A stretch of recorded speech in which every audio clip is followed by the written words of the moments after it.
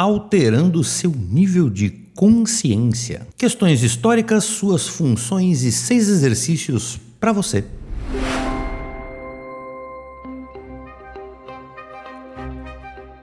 Seja muito bem-vindo, querido iluminado, a mais um vídeo podcast aqui nos canais da Luz e Arte. Eu sou Rafael Branco e a pauta de hoje é falar sobre alteração nos seus níveis de consciência. Lembrando o pessoal do podcast que este áudio que vocês estão ouvindo tem vídeo no YouTube. Por favor, procurem o canal da Luz e Arte. Vamos lá, vamos explicar de forma simples. Alteração no nível de consciência. Uma concentração, uma meditação, um desvio de energia controlado para propósitos pré-definidos.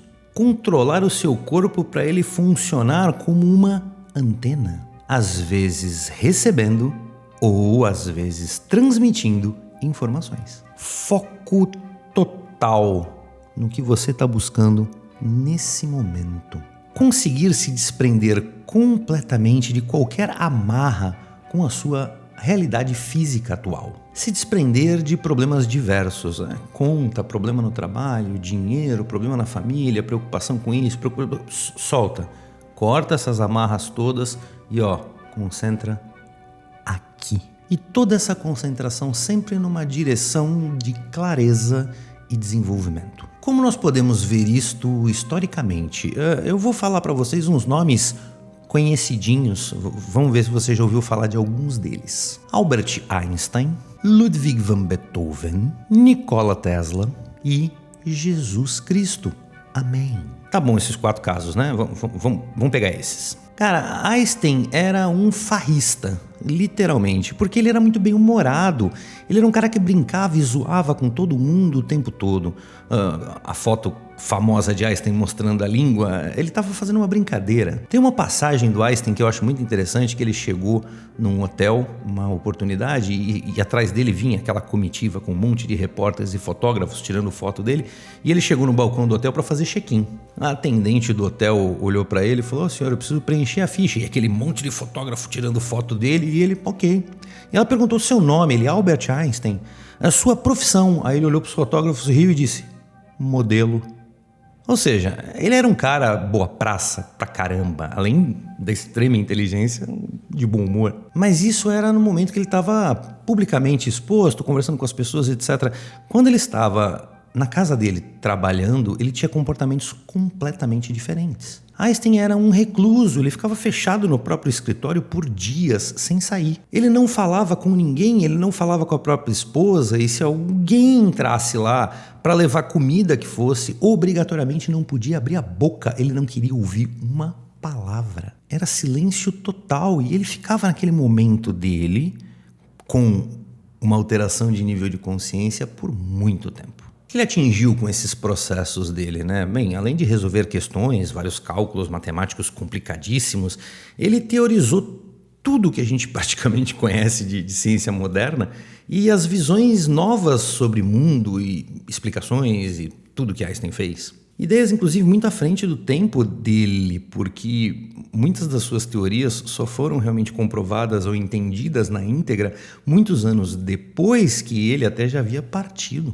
Beethoven, muitos historiadores, biógrafos afirmam que Beethoven, enquanto estava compondo suas músicas, ele sofria de terríveis dores de cabeça. Essa dor de cabeça gerava temperatura, ele dizia que ele sentia a cabeça dele muito quente, com muita dor. Então ele mantinha ao lado do seu piano baldes com água gelada e durante o processo de composição, quando a dor estava muito intensa, ele pegava um balde de água gelada e virava na cabeça.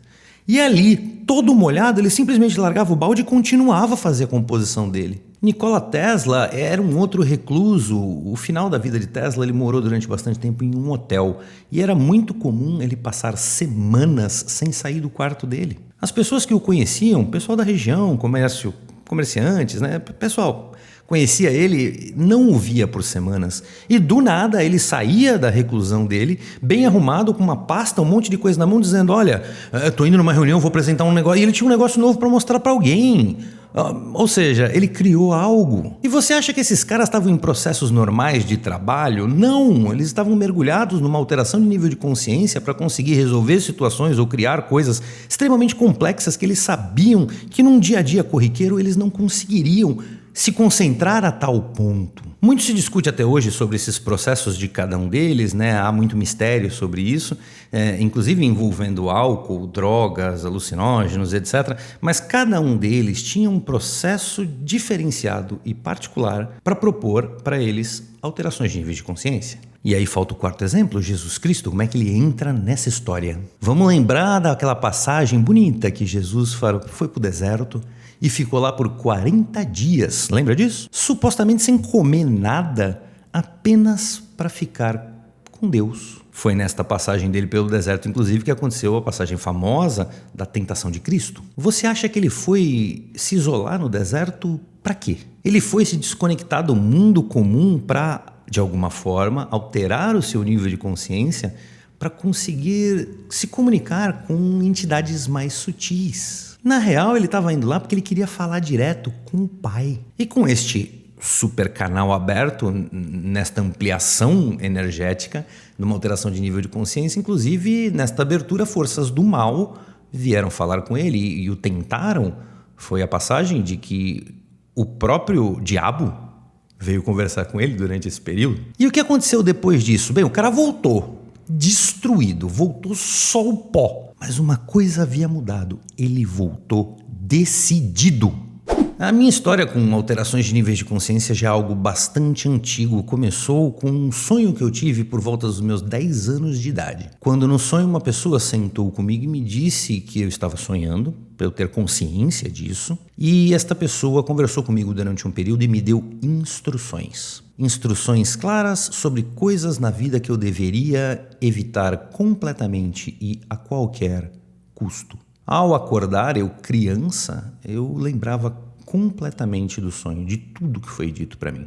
Mais de 30 anos se passaram desse momento e, na real, as instruções que eu recebi naquele sonho se confirmaram, todas, e de formas muito claras.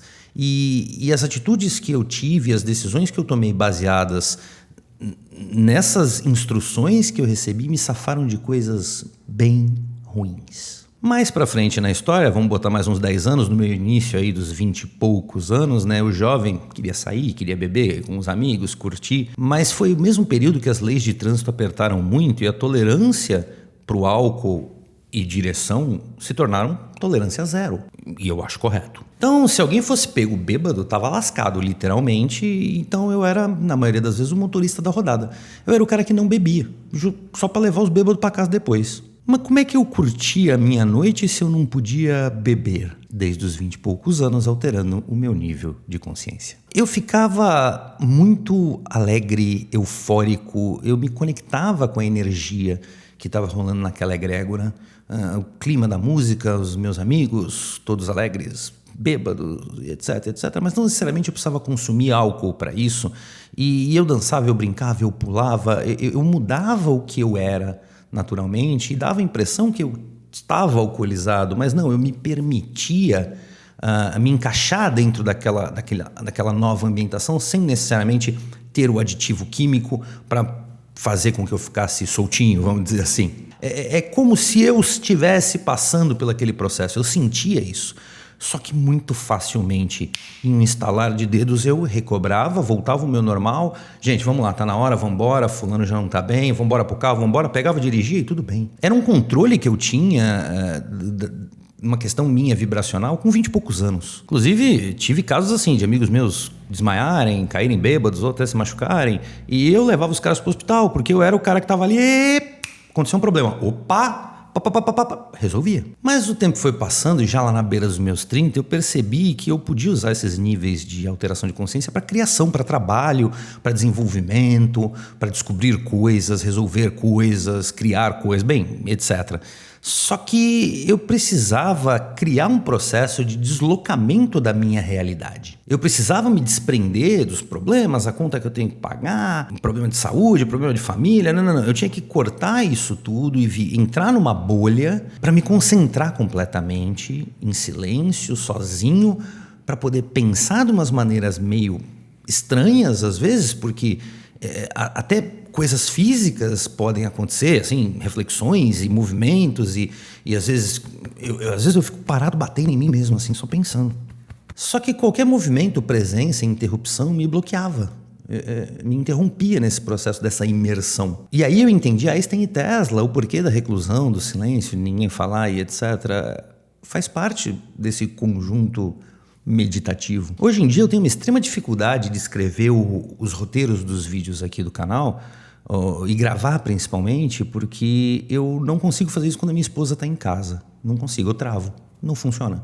Eu preciso estar sozinho. Por quê? Não sei. Porque assim, eu tenho uns processos que não são bonitos, né? Às vezes eu fico cantando alto, falando sozinho, mexendo. Às vezes eu fico sentado no sofá da minha sala olhando para a televisão desligada. Nossa, olhar para a televisão desligada, aquela tela preta, aquele sombreado, aquelas imagens de reflexão, aquilo facilmente me remete a outro lugar. Mas alguém chega e vê essa situação, o que esse doido está fazendo? Então, assim, eu acho que a presença de outra pessoa, para mim, é uma questão até de vergonha, e eu travo, eu não consigo. Hoje em dia eu não tenho essa capacidade. Então eu já faço exercícios no plural há muitos anos.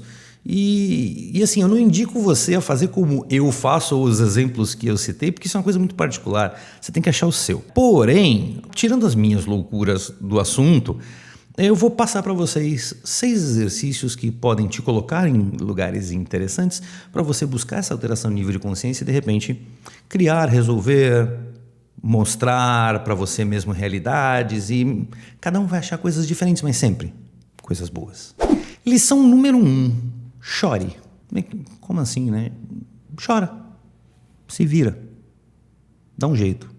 Chora. Você precisa chorar. Alegria e tristeza não interessa. Chore. Quando você exterioriza essa emoção por qualquer motivo, você está mudando seu nível de consciência. Faça. Coloque uma música que te emocione, veja fotos antigas da sua infância, da sua família, pessoas que já se despediram. Não interessa o seu gatilho. Chore. E sinta a mudança. Simples assim. Chore. Lição número 2. Abstração da realidade. Você precisa conseguir se desprender completamente de toda a realidade que te cerca. Eu já comentei isso no início do vídeo. Problemas, contas, trabalho, preocupação, dinheiro, dúvidas, medos. Corta tudo. Você precisa conseguir se desconectar e a minha dica é reclusão, silêncio. Tente ouvir o seu próprio coração. Acompanhe conscientemente a sua respiração. Sinta ela vindo, ela indo. Entra nesse clima. Concentre-se apenas nisso. Feche os olhos, ajuda muito, porque uma boa parte do nosso processamento cerebral é para processamento de imagem. Então, quando você fecha os olhos, você não está gastando esse processamento de tentar entender tudo que você está vendo, foco, diferença de cor. Libera esse processamento visual para os outros sentidos. Faz assim, ó, conchinha com a mão e tape os ouvidos, ó. Fique em silêncio. Fecha o olhinho e ó, aqui ó, tenta sentir o coração. Esse lance da concha, você vai ouvir sons internos do seu corpo que você emite toda hora, mas a gente não percebe porque o mundo é muito mais barulhento lá de fora. Se ouça. Quando você entra nesse estágio de rompimento com a realidade, você se torna uma bola energética concentrada, uma única, e você diminui a sua emanação e concentra ela em você. E aí acontece o efeito de antena. Você está potencializado para enviar ou receber. Um momento maravilhoso para qualquer uma dessas comunicações. Quando você chegar aí, questione, pense, organize ideias, converse com o seu lado superior, busque resolução, entendimentos, caminhos, peça ajuda, mas se mantenha neste lugar que você criou. Lição número 3, ondulações visuais. Você vai precisar de um prato ou pires e uma vela. Vou tentar simular a situação aqui. Vamos desligar esta luz. Vamos diminuir esta. Eu vou desligar aquela também. Bacana, estamos no mínimo. Só vou deixar a árvore de Natal aqui do lado. Aí, ó. Pô, você vai acender essa vela e você não vai colocar ela na sua frente. Você não vai olhar para a chama. Você vai colocar ela atrás de você, de uma forma que eu não estou vendo a vela. Ela está atrás de mim. Você está vendo aqui na câmera, mas eu não estou vendo. O importante, na escuridão total, você vê a ondulação da reflexão da luz da vela no teto. Então é legal você deitar. Deita. Coloca a vela no chão do seu lado, acima da sua cabeça. Você não pode ver. Ela tem que estar fora do seu campo de visão. E fica olhando os desenhos e as ondulações que a vela, conforme ela mexe. Foco, por favor. Aham. Ó, a mexidinha dela vai ficar desenhando para você no ambiente que você está. E aí, se caso você tá num ambiente que tá tudo fechadinho para ficar escuro e não tá ventando, provoque ela, né?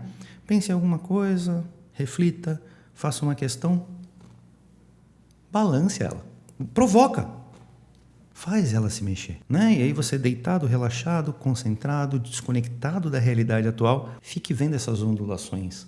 Essa variação de imagem que você vai ter. Olha, para mim funciona bastante. Eu acho muito louco ficar olhando o fogo ou os desenhos que ela pode fazer pelo ambiente. Deixa eu acender as luzes e voltar ao normal agora para a próxima lição. Vamos para regular como estava. Acho que aqui tá bom. Vamos lá. Próxima lição. Lição número 4. Estímulos auditivos. Deitado ou sentado, de uma forma confortável, bastante importante o conforto, ouça música clássica. Instrumental, tá? Sem canto, letra e etc., para que você não se prenda na tentativa de entender o que está sendo dito. Não. Música. Instrumentos apenas. Olhos fechados, de preferência no escuro ou uma luz muito baixa. Busque a oscilação, que nem a da vela, mas no som. Ouça os graves, os agudos, os instrumentos, o que cada um está fazendo, a mensagem que cada instrumento está passando. Viaja entre as linhas de comunicação que estão acontecendo dentro da música. Muito rápido você vai perceber uma sensação nova de que a música está te remetendo a um lugar completamente diferente do real que você está. A música vai te colocar num outro lugar, uma ambientação diferente. Quando você chegar lá, começa a ser o processo, os questionamentos, perguntas, dúvidas, ideias, e deixa a música rolando. Ela é a ponte que vai te segurar nesse lugar. Esse exercício dos estímulos auditivos e o da vela anterior é um processo para públicos diferentes, o público visual, o público auditivo. Muita gente é sinestésica, então, de repente, todos vão funcionar de alguma forma. Vai tentando o que melhor se encaixa com você, beleza? Vamos pro próximo.